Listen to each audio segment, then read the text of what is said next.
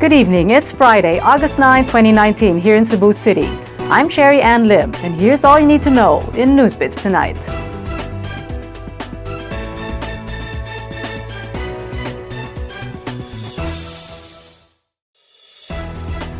The Philippine Coast Guard has sent one of its ships to Olango Island to ferry stranded passengers and relief goods.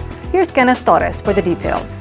The Philippine Coast Guard in Central Visayas sent one of its ships to Olango Island in Lapu-Lapu City to ferry stranded passengers and bring relief goods. Around 3 this afternoon, the PCG Central Visayas sent the BRP Suluan to the island, bringing 174 boxes of relief goods intended for the residents of Olango who have been affected by cancellation of trips. Both trips to Olango were cancelled since August 4 due to inclement weather brought by southwest monsoon and tropical storm Hana. PCG Central Visayas spokesperson Michael John Encina said, aside from relief goods, they will also ferry stranded passengers from Olango to Cebu City. Passengers from Cebu City to Olango Island took the trip from Pier 1 at the back of Malacanang sa Sugbo. Encina said they can ferry a total of 100 passengers, but they have to reduce it to 70 after inclement weather. Aside from the relief goods from Lapu-Lapu City, the Department of Social Welfare and Development in Central Visayas has already prepared family food packs for the residents in Olango. DSWD Central Visayas Director Rebecca Gemala said they have allocated 3,000 food packs for Olango. The DSWD will coordinate with the Coast Guard for their distribution of their relief goods. Meanwhile, Encina is hopeful that the gale warning will be lifted so boats weighing below 250 gross tonnage could resume operations. Kenneth Torres, NewsBits Tonight. Starting August 10, there will be no more backlogs in vehicle registration, according to the Land Transportation Office in Central Visayas. Here's Nico Tubo for the details. Land Transportation Office Central Visayas Director Victor Caindec said there will be no more backlogs in vehicle registration starting August 10.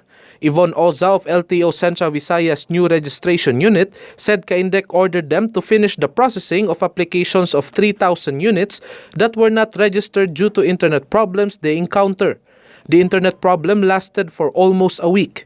Oza said they can finish the registration of 3,000 units since they can process 1,500 registrations a day, given that their employees would work overtime.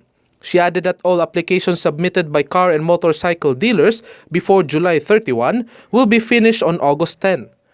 Oza, however, said there could be some unregistered vehicles come August 10 as some dealers who already submitted their applications have yet to pay the necessary fees.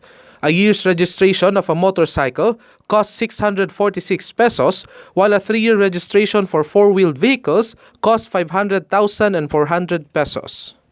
Nico Tubo, NewsBits Tonight. 4.4 million pesos worth of marijuana plants were uprooted in Barangay Tagbao, while 500,000 pesos worth of illegal drugs were seized in Barangay Labangon, Cebu City last night. Here's Kenneth Torres for the details.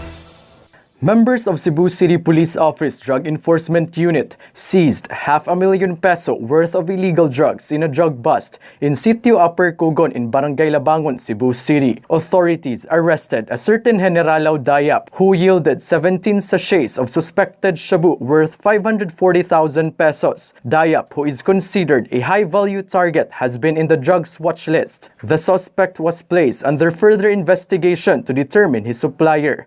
Meanwhile, 4.4 million pesos worth of marijuana plants were uprooted by members of the Cebu City Mobile Force Company in Barangay Tagbao. CMFC Chief Randy Coret said they conducted the operations after they received reports regarding a marijuana plantation in the mountain barangay.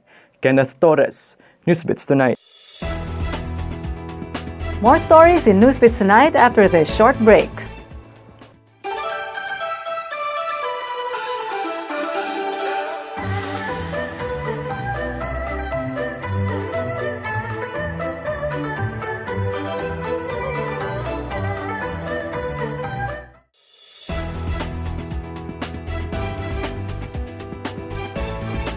Some areas in Metro Cebu will have no electricity for 8 hours and no water for at least 4 hours this weekend.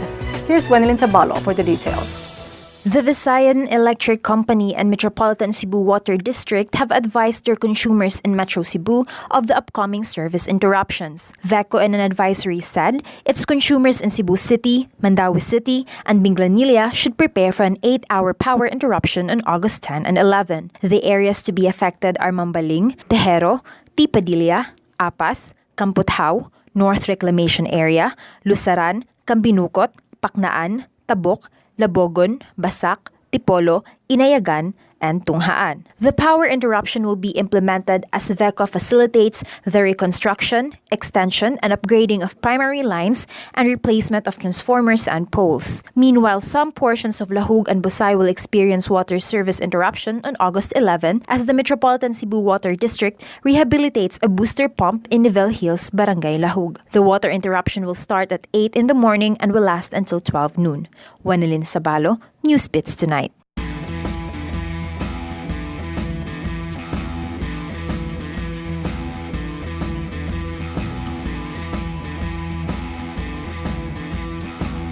For the latest in sports, here's Kenneth Torres.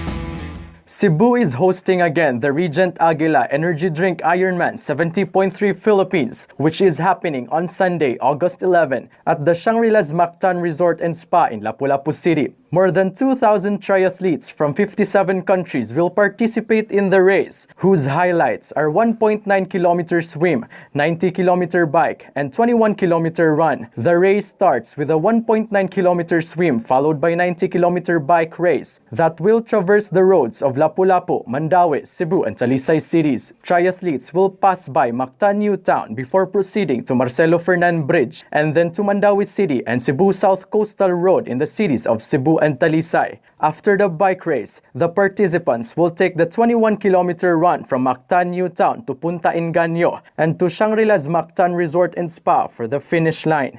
Kenneth Torres, NewsBits Tonight. To get the latest, visit www.sunstar.com.ph. Follow us on our YouTube channel and official social media accounts on Twitter and Facebook. I'm Sherry Ann Lim. Good evening.